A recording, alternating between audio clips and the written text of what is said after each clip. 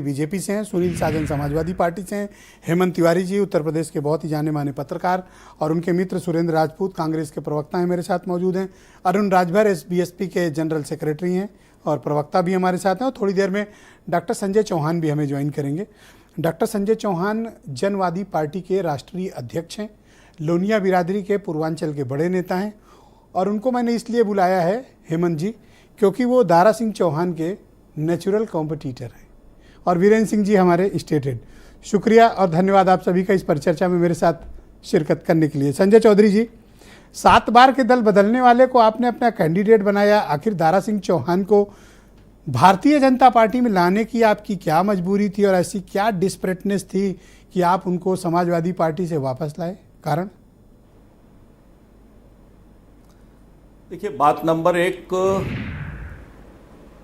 उन्होंने समाजवादी पार्टी को छोड़ा वैसे ही जैसे विधानसभा चुनाव के बाद समाजवादी पार्टी के राजनीतिक साथी समाजवादी पार्टी को छोड़ना शुरू कर रहे थे, वैसे ही दारा सिंह चौहान जी ने भी समाजवादी पार्टी छोड़ी। उन्होंने भाजपा ज्वाइन की क्योंकि जो उत्तर प्रदेश का जनादेश है वो भारतीय जनता पार्टी के साथ है और भारतीय जनता पार्टी के साथ आने का फैसला किया। सीट खाली हुई, वो भारतीय जनता पार्टी से प्रत्याशी हैं। इस सीट की पृष्ठभूमि बता रहे थे तो मैं 2-1 बात इसमें ऐड करना चाहूँगा। ये वो सीट है जिस पर 5 बार फागू चौहान जीते हैं, उसके बाद उनके पुत्र जीते हैं और सुधाकर सिंह जी के बारे में आपने कहा कि इस सीट को वो 2 बार जीत चुके हैं। इस सीट को 1 बार जीता है, 1 बार उन्होंने पड़ोस की सीट पर जीता है। नहीं, मेरे ख्याल से 2 बार जीते हैं, तभी समाजवादी पार्टी के आई थिंक मैं नाम उसका भूल रहा हूं, तब कुछ शायद नथुपुर था इस सीट का नाम, शायद है ना? बगल की सीट नथुपुर थी। हाँ, अब वो परिसीमन में घोषी हो गई और है। उसको जीता है जिसमें इस समय फागू चौहान जी के पुत्र विधायक हैं। इसको एक बार आप चेक कर लीजिए जी। बात नंबर 3, ये सैद्धांतिक चुनाव भी है। समाजवादी पार्टी ने इस चुनाव के पहले पीडीए की बात की है। ये पी पिछड़ा है, दलित है, अल्पसंख्यक है। ये एक ऐसी सीट है जो पिछड़ों के एक अति पिछड़े वर्ग की प्रधानता की सीट है। इस पर समाजवादी पार्टी का न तो पी है, न समाजवादी पार्टी का डी है और न समाजवादी पार्टी का ए है। तो इस प्रकार उत्तर प्रदेश की राजनीति में पीडीए की राजनीति करने वाले पीडीए के सबसे महत्वपूर्ण निर्वाचन क्षेत्र में पीडीए को छोड़कर जिनको प्रत्याशी बना रही है उनका मुकाबला। अब मेरे प्रश्न का जवाब दीजिए, जनता पार्टी के ऐसा क्या खास है दारा सिंह चौहान में कि आपको जो छोड़कर भरी रोड में चौराहे पे आपसे हाथ छुड़ाकर चले गए हों, आपकी पार्टी का साथ छोड़ दिया हो, मंत्री का पद ठुकरा दिया हो और चले गए थे समाजवादी पार्टी? ऐसा क्या है कि आप उन्हें मिन्नतें करके वापस लाए हैं? कुछ तो खास होगा। क्या वो खासियत अवसरवाद है? नहीं, ये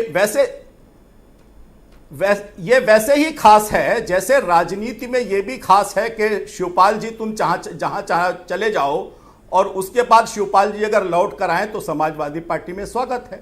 देखिए, लौट कर अगर कोई आए तो उसका स्वागत मुझे लगता है होना चाहिए और इसी आधार पर भारतीय जनता पार्टी ने स्वागत किया है। वे पिछड़े वर्ग के, अति पिछड़े वर्ग के एक विशेष समुदाय के ऐसे नेता हैं जिसको वास्तव में समाज में इसको इस दृष्टिकोण से क्या देखा जा सकता है कि सत्ता न मिलने की चाह में छटपटाते एक नेता जो किसी भी हालत में मिनिस्टर बनना चाहते हैं, इसलिए आपके पास आ रहे हैं?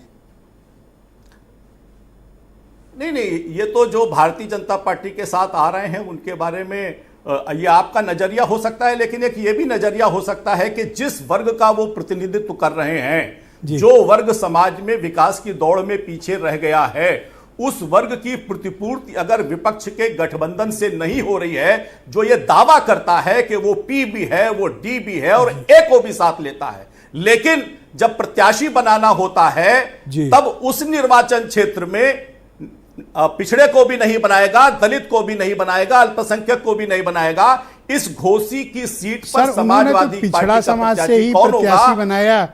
दारा सिंह जीत कर आए थे चौहान, उनको रहने देते सर।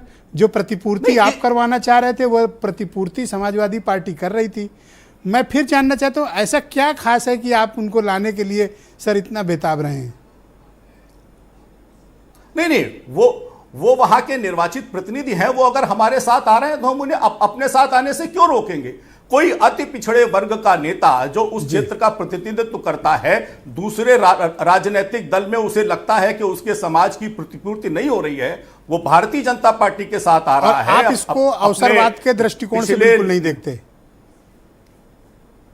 नहीं, मुझे लगता है कि सैद्धांतिक रूप से इस पर चर्चा हो सकती है, लेकिन व्यवहारिक राजनीति के आधार पर मुझे लगता है कि इस पर बिल्कुल ठीक बात आपने वास्तव में अति पिछड़े वर्ग व्यवहारिक राजनीति वाली बात आपने बिल्कुल ठीक कही। मैं व्यवहारिक राजनीति वाली बात से आपसे सहमत हूं। नैतिकता वगैरह की बात पता नहीं ये लोग क्यों इतनी, या कोई क्यों करता है। व्यवहारिक राजनीति होनी चाहिए, इसलिए देश की रिक्वायरमेंट भी है।